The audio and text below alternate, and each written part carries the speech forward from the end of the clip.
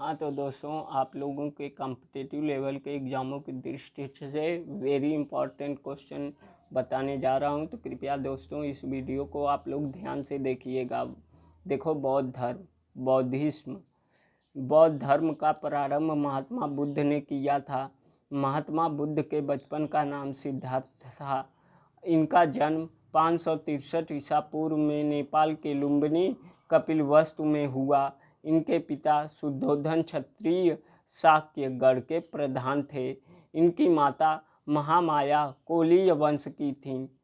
अब देखो दोस्तों, जन्म के 7 दिन बाद महामाया की मृत्यु हो गई।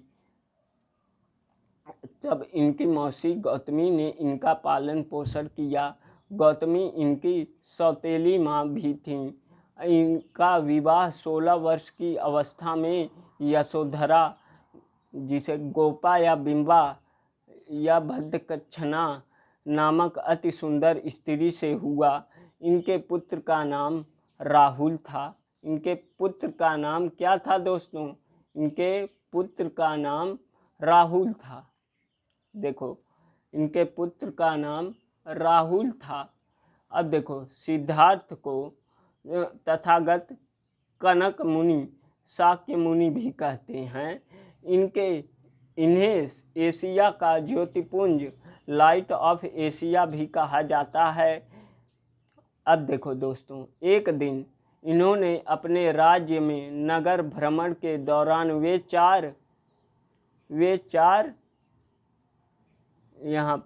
चार अवस्थाओं, गरीब, बीमार व्यक्ति, वृद्ध व्यक्ति, शव तथा एक सन्यासी को देखा, जिसके कारण इनके मन में वैराग्य, मतलब वैराग्य मीन्स क्या होता है? गृह त्याग की इच्छा उत्पन्न हो गई और ये 29 वर्ष की आयु में अपना गृह त्याग दिए।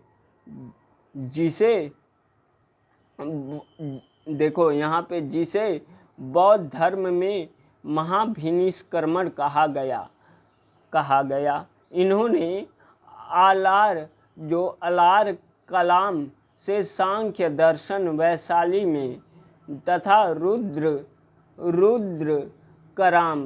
रुद्रकराम राजगृह में से योग दर्शन की शिक्षा ग्रहण किए। महात्मा बुद्ध अपने 5 मित्रों के साथ सारनाथ के मृगदाब वन में तपस्या करने लगे। 6 वर्ष तक कठोर तपस्या किए।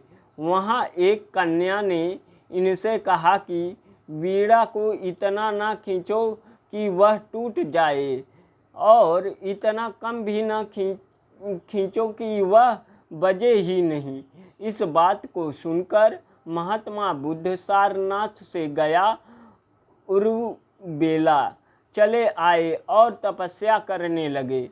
यहाँ इन्हें निरंजना फाल्गु नदी के तट पर पीपल वृक्ष के नीचे वैशाख पूर्णिमा के दिन ज्ञान की प्राप्ति हुई, और ज्ञान प्राप्ति के बाद वह वृक्ष महाबोधि वृक्ष कहलाया तथा यह स्थान बोध गया कहलाया। ज्ञान प्राप्ति के बाद इन्हें महात्मा बुद्ध कहा गया।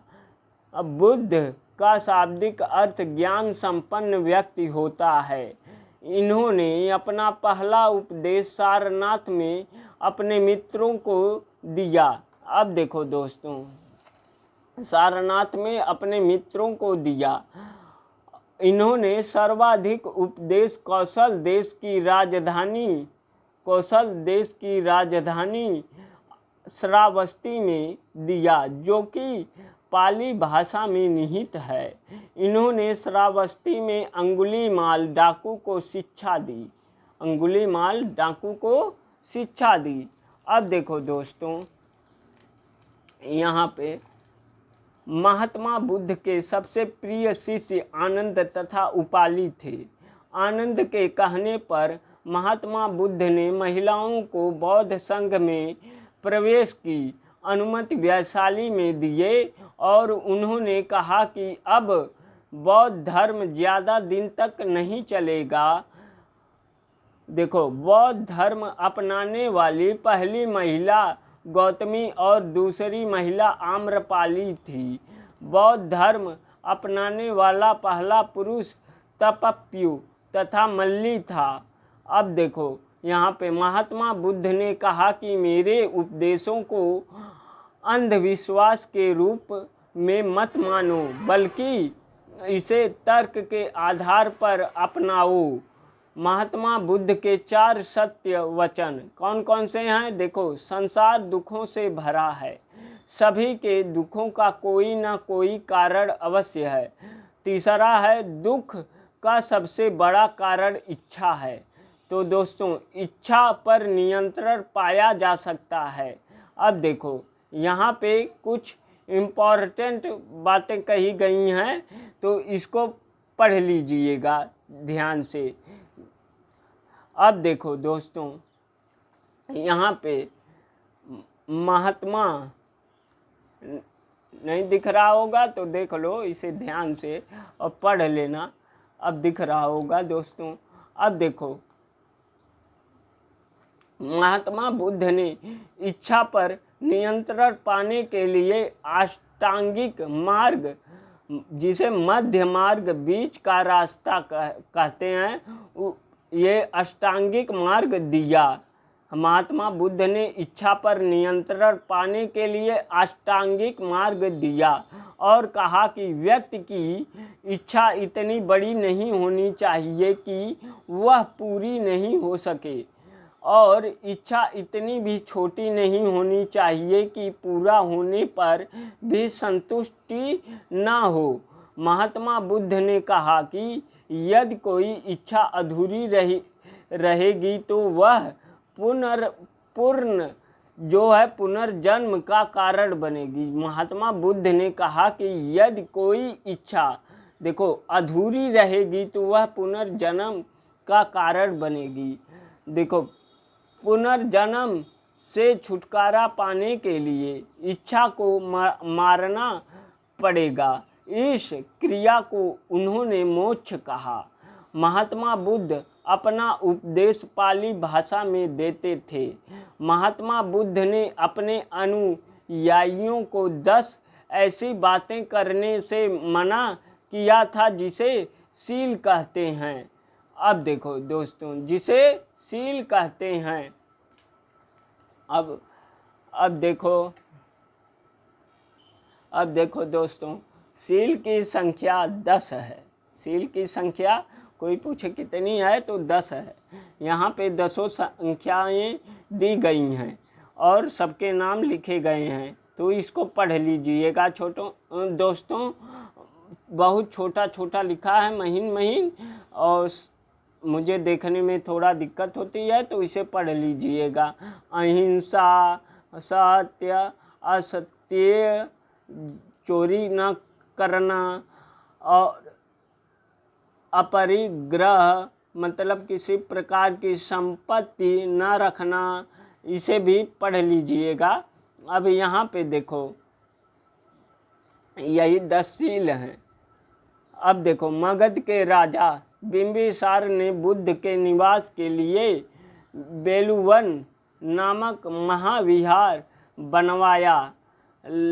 देखो, लिच्छवियों ने बुद्ध के निवास के लिए एटाग्रशाला का निर्माण करवाया। अब देखो, गौतम बुद्ध उदयन के शासन काल में कौशाम्बी आए थे और बुद्ध के अनुयायी 2 भागों में विभाजित थे। अब देखो, यहाँ पे पहला भिक्षुक बौद्ध धर्म के प्रचार हेतु संन्यास ग्रहण करने वाले व्यक्ति भिक्षुक कहलाए। अब देखो, उपासक गृहस्थ जीवन जीते हुए भी बौद्ध धर्म अपनाने वाले व्यक्ति उपासक कहलाए। अब यहाँ पे महात्मा बुद्ध ने 3 दर्शन दिए। पहला है अनेश्वरवाद अर्थात ईश्वर का कोई अस्तित्व नहीं, जिसे कहते हैं ईश्वर का कोई अस्तित्व नहीं। और देखो, शून्यवाद जिसे कहते हैं कोई भी व्यक्ति सर्वोपरि नहीं है, न ही सर्वशक्तिमान है। तीसरे में है, तीसरा दर्शन दिए। अब देखो तीसरा में महात्मा बुद्ध ने तीसरा दर्शन दिया क्षणिकवाद, जिसे संसार की सभी वस्तुएं कुछ ही समय के लिए हैं, इनका विनाश निश्चित है। अर्थात ये सभी वस्तुएं क्षणिक हैं। क्या हैं? क्षणिक हैं। अब देखो बौद्ध धर्म के 3 प्रमुख सिद्धांतों को त्रिरत्न कहते हैं, बुद्ध, संघ, धम्म। अब देखो महात्मा बुद्ध का सबसे पहले शिक्षा का संकलन त्रिपिटक में किया गया। अब देखो बौद्ध धर्म के त्रिपिटक विनय पटिक और देखो विनय पिटक, जिसे विनय पिटक कहते हैं, सॉरी विनय पिटक लिखा हुआ है, सुत्त पिटक और अभिधम्म पिटक। अब देखो यहाँ पे त्रिपिटक का अर्थ ज्ञान भरा टोकरी होता है, जिसे ज्ञान भरा टोकरी कहते हैं। अब देखो दोस्तों त्रिपिटक श्रीलंका से सिंहली भाषा में लिखा गया। अब देखो यहाँ पे बौद्ध धर्म में प्रवेश की न्यूनतम आयु 15 वर्ष थी। बुद्ध अपने जीवन काल में ही संघ का प्रमुख देवदत्त को बनाना चाहते थे। अपने जीवन काल में ही संघ का प्रमुख देवदत्त को बनाना चाहते थे।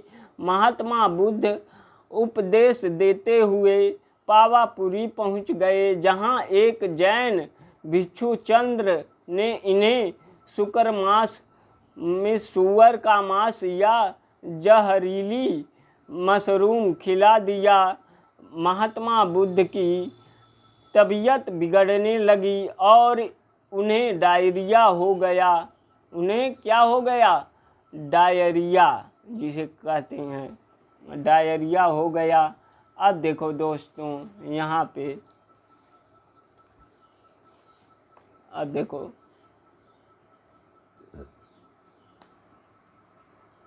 यहाँ पे ध्यान से देखना। यूपी के मल्लमहा जनपद में स्थित कुशीनगर में उनकी मृत्यु हो गई, जिसे महापरिनिर्वाण के नाम से जानते हैं। महापरिनिर्वाण के नाम से क्या करते हैं? जानते हैं। इनके अंतिम संस्कार को मल्ल महाजनपद के राजाओं ने धूमधाम से किया। महात्मा बुद्ध के मृत्यु के बाद उनकी अस्थियों को 8 अलग अलग स्थानों पर दफनाया गया, जिन्हें अष्ट महास्थान कहते हैं। गौतम बुद्ध ने अपने जीवन की अंतिम वर्षा ऋतु वैशाली में बिताया। महात्मा बुद्ध की मृत्यु 483 ईसा पूर्व में हुई और इनके मृत्यु के बाद बौद्ध धर्म के प्रचार के लिए 4 बौद्ध संगीति का आयोजन किया गया। देखो यही हैं 4 बौद्ध संगीति, यही है। देखो संगीत 1st, 2nd, 3rd, 4th, यहाँ पे 5th। अब देखो 483 BC राजगीर आजाद शत्रु राजा थे और पुरोहित इसके महाकश्यप थे। और देखो 2nd में है वर्ष 383 BC, स्थान है वैशाली, राजा हैं कालाशोक और पुरोहित हैं साबक मीर। और देखो यहाँ पे तीसरा है 255 BC, स्थान है पाटलिपुत्र और राजा हैं अशोक यहाँ के पाटलिपुत्र के, और पुरोहित हैं मोगलीपुतिस जिसे कहते हैं। और चौथे में है प्रथम, वर्ष है प्रथम और स्थान है कुंडलवन, और राजा कौन है? कनिष्क, और पुरोहित हैं वसुमित्र। अध्यक्ष जिसे कहते हैं। अब देखो 5वें में क्या है, 172 ईसा पूर्व स्थान शताब्दी और राजा अशोक द्वितीय अशोक अश्वघोष और देखो उपाध्यक्ष। और यहाँ पे अब देखो चौथी बौद्ध संगीत के बाद बौद्ध धर्म 2 भागों में बंट गया। हीनयान, यह महात्मा बुद्ध के उपदेशों में कोई परिवर्तन नहीं किए, यह महात्मा बुद्ध के उपदेशों में कोई परिवर्तन नहीं किए। हीनयान अवस्था का विशालतम एवं सर्वाधिक विकसित शैल्यकृति चैत्य गृह कार्यालय पुणे में स्थित है। अब देखो महामाया कौन है, महामाया। अब ध्यान से देखो दोस्तों, अभी नहीं दिख रहा था, अब देखो महामाया, यहाँ पे महायान यह महात्मा बुद्ध के उपदेशों में परिवर्तन करके उसे आधुनिक रूप दे दिए। महायान आगे जाकर ब्रजयान शाखा में टूट गई। ब्रजयान शाखा ही बौद्ध धर्म के विनाश का कारण बनी, क्योंकि इन लोगों ने मूर्ति पूजा, मद्यपान, वैश्यावृत्ति को अपना लिया। अब देखो चीन तथा थाईलैंड में ब्रजयान शाखा की अधिकता है। और देखो बिहार के भागलपुर स्थित विक्रमशिला विश्वविद्यालय में ब्रजयान शाखा की शिक्षा दी जाती थी। इसे धर्मपाल ने बनवाया था। नालंदा विश्वविद्यालय में महायान की शिक्षा दी जाती थी, जिसके संस्थापक कुमार गुप्त थे, जिसे बख्तियार खिलजी ने ध्वस्त कर दिया। और दोस्तों ओदंतपुरी विश्वविद्यालय बौद्ध धर्म के महायान से संबंधित है, जिसके संस्थापक गोपाल थे। कान्हेरी की, अब देखो यहाँ पे कान्हेरी की शैल्यकृत गुफा में 11 सिर और 4 भुजाओं की बोधिसत्व का अंकन मिलता है। अब देखो दोस्तों, अब थोड़ा सा और बता दें और कल अगली वीडियो में बता देंगे दोस्तों। अब यहाँ पे देखो सारनाथ की भूमि स्पर्श मुद्रा वाले बुद्ध की प्रतिमा गुप्त काल में बनाई गई थी। बुद्ध की खड़ी प्रतिमा कुषाण काल में बनाई गई थी। गौतम बुद्ध को देवता का स्थान कनिष्क के समय में दिया गया।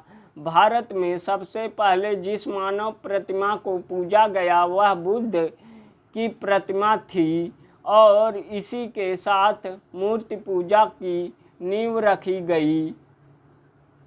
बुद्ध की 80 फुट की प्रतिमा जो बोध गया में है, उसे जापानियों द्वारा निर्मित की गई है। अब देखो दोस्तों 30 फीट ऊंचा और 10 फीट लंबा गौतम बुद्ध का शयन मुद्रा में मूर्ति बोध गया में बन रहा है। अब देखो बुद्ध की प्रथम मूर्ति शैली मथुरा शैली थी। अब बुद्ध का सर्वाधिक मूर्ति गांधार शैली में मिला। धार्मिक जुलूस का प्रारंभ बौद्ध धर्म से हुआ। अब देखो दोस्तों बौद्ध धर्म का रामायण अश्वघोष की पुस्तक बुद्धिचरितम को कहा जाता है। भारत तथा एशिया का सबसे बड़ा मठ तवांग मठ अरुणाचल प्रदेश में है, जो विश्व का दूसरा बौद्ध मठ है। विश्व का सबसे बड़ा बौद्ध मठ पोतला महल लहासा तिब्बत में है। अब देखो दोस्तों, बौद्ध धर्म का शब्दकोश डिक्शनरी, अब यहाँ भविष्य महाविभाष्य, जिसे महाविभाष्य सूत्र को कहा जाता है, बौद्ध धर्म को अपनाने वाले शासक अशोक, कनिष्क, महायान, नागार्जुन, अश्वघोष, वसुमित्र थे। अशोक बौद्ध धर्म के प्रचार प्रसार के लिए अपने पुत्र महेंद्र तथा पुत्री संघमित्रा को श्रीलंका भेजा था। तो धन्यवाद दोस्तों, यहाँ तक आप लोगों को बता दिए हैं। अब अगली वीडियो में आप लोगों को बताएंगे। तो दोस्तों कृपया हमारी वीडियो को अधिक से अधिक शेयर और लाइक और सब्सक्राइब करिए। दोस्तों धन्यवाद दोस्तों।